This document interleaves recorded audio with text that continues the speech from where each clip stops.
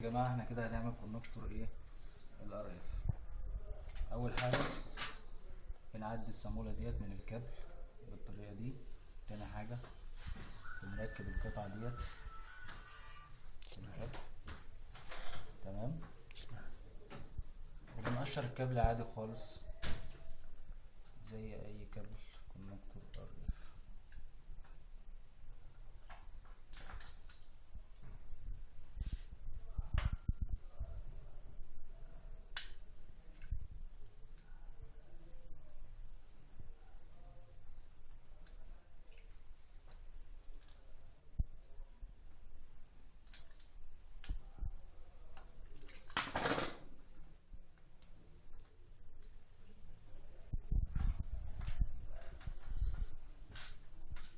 تالت حاجة بنركب صامولة الزنق ديت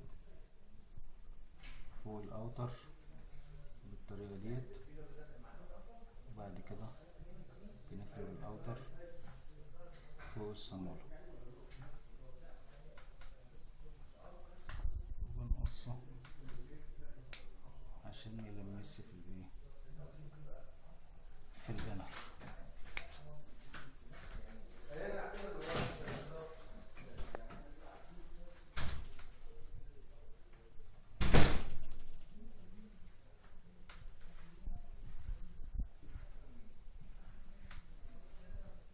نحاول نقص كويس طبعا عشان اي شعرة من دول ممكن يلمسهم في الانر ويسبب لنا مشاكل RCC. تمام، بنجيب القطعة اخر قطعة بتاعت الكونكتور بنسقط فيها الكاوتشة عشان تعزل لنا الايه الانر عن الاوتر. تمام، بنقشر طبقة الفيل اللي حوالين الايه الانر بالطريقة ديت، وبنسيب حوالي 2 ملي ما بينه وما بين صامولة الزنق برضه عشان نتفادى اي مشاكل.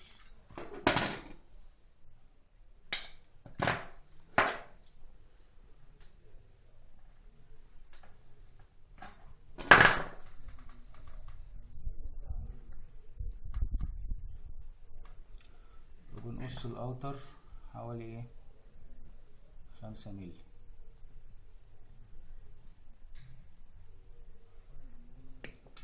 تمام، وبنركب اخر قطعة.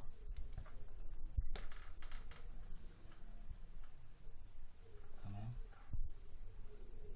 والصامولة دي لها مشقبية بتبات فيها كده، لازم نبيتها مظبوط.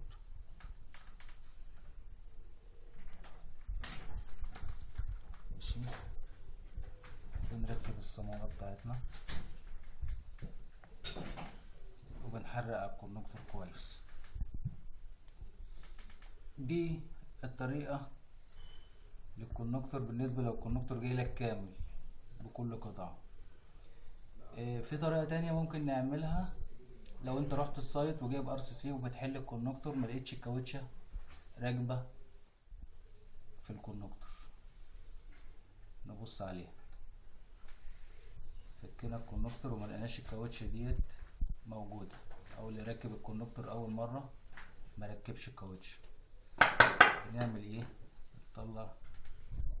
تمام، احنا هنا شايفين الاوتر راكب فوق صامولة الزنق. تمام، بنفك صامولة الزنق خالص وبننيم الاوتر بالطريقة ديت،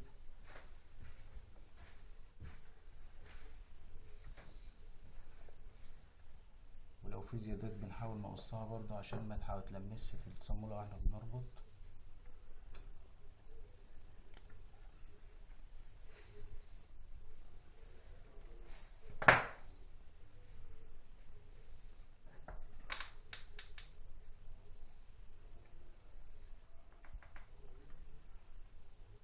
كده احنا تفادينا ان ان مع هز الكابل من الهواء او اي حد طلع هزه او داس عليه الانر ما يلمسش في الاوتر، دي في حالة ان الكاوتشة اساسا مش موجودة.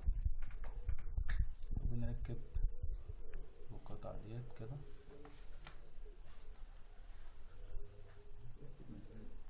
صامولة. هي صعب انها تطلع شوية، فاحنا بنحاول نبص عليها كده.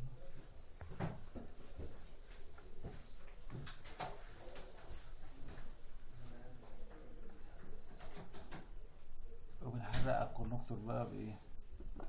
بمفتاح 10. معناش مفتاح 10. انتوا ايه هو الراجل